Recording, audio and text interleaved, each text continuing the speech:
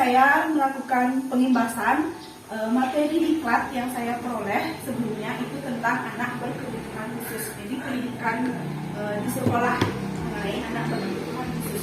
Nah, siapa di sini Bapak Ibu yang sudah tahu atau punya sedikit pengetahuan tentang ABK? Coba angkat tangan Bapak Ibu. Ya, Bu Rai. Jadi anak yang termasuk berkebutuhan khusus itu bisa dilihat dari intelektualnya, dari kondisi fisiknya, dan juga dari pengaruh lingkungan sosial yang lainnya. Seperti itu. Terima kasih Bu Rai.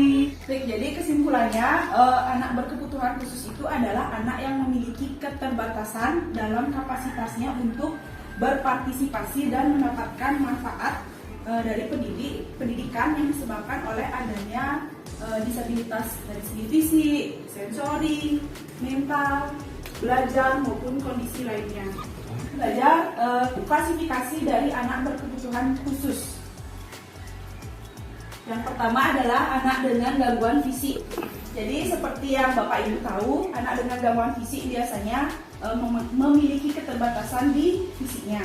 Kemudian ada klasifikasi anak dengan gangguan emosi dan perilaku. Jadi Bapak Ibu bisa baca juga di layar. Jadi bagaimana anak dengan gangguan emosi dan perilaku. Kemudian ada klasifikasi dari segi gangguan belajar dan kemampuan intelektualnya. Jadi ada yang memerlukan pembimbingan khusus dari segi belajarnya. Jadi biasanya anak yang mempunyai keterlambatan belajar seperti itu. Berdasarkan klasifikasi yang tadi sudah saya sampaikan, menurut Bapak Ibu nih di sekolah kita dengan berdasarkan pengamatan di kelas masing-masing, adakah anak-anak kita yang masuk klasifikasi ABK? Ada.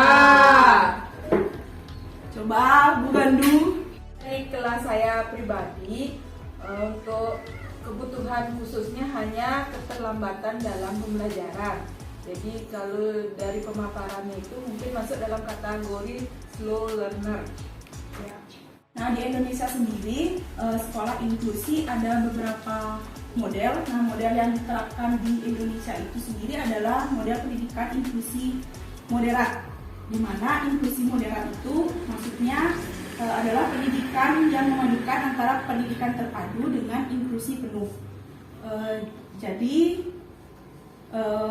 anak-anak yang normal itu akan belajar bersama anak-anak yang memiliki kebutuhan khusus gitu. Jadi dalam satu sekolah. Oke, berikutnya kita belajar tentang strategi penanganan ABK di sekolah. Karena untuk di Bandung sendiri kan semua sekolah itu wajib menerima anak dengan berkebutuhan khusus. Jadi tidak ada penolakan. Jadi wajib menerima. Nah, kita akan belajar mengenai strateginya. Jadi apa saja yang bisa kita lakukan untuk menangani anak berkebutuhan khusus jika di sekolah kita ada anak ABK. Nah, sebelum itu kita harus memahami kekhususan yang terjadi pada anak. Jadi melalui proses identifikasi, yaitu yang pertama dengan melakukan penjaringan, kemudian pengalih tanganan, dan yang ketiga dengan melakukan klasifikasi. Jadi anak itu masuk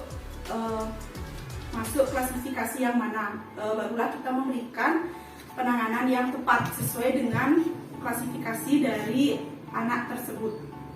Nah, tadi beberapa Bapak Ibu ada yang menjawab bahwa di kelasnya ada yang anak dengan berkebutuhan khusus. Sekarang yang ingin saya tanyakan, bagaimana strategi penanganan yang Bapak Ibu lakukan terhadap anak didiknya di kelas menghadapi anak berkebutuhan khusus tersebut. Mungkin ada yang ingin bercerita? Saya sedikit Bu. Ya. Kebetulan di kelas saya ada anak yang berkebutuhan khusus, khususnya tunagrahita. Jadi dia itu mempunyai cacat setengah badan, bagian tangan dan kakinya. Jadi strategi saya itu saya ajak dia berbaur dengan temannya agar dia tidak minder, karena awal masuk itu dia sempat agak minder. Jadi karena dia merasa kurang fisiknya jadi agak minder, tapi lama-kelamaan sudah percaya diri. Cuman untuk kemampuannya dalam menulis itu masih agak lambat karena memakai tangan kiri. Saya biarkan saja dan dengan memberikan tugas yang jauh lebih sedikit daripada teman-temannya supaya anak-anak itu nyaman dalam belajar. Terima kasih tepuk tangan.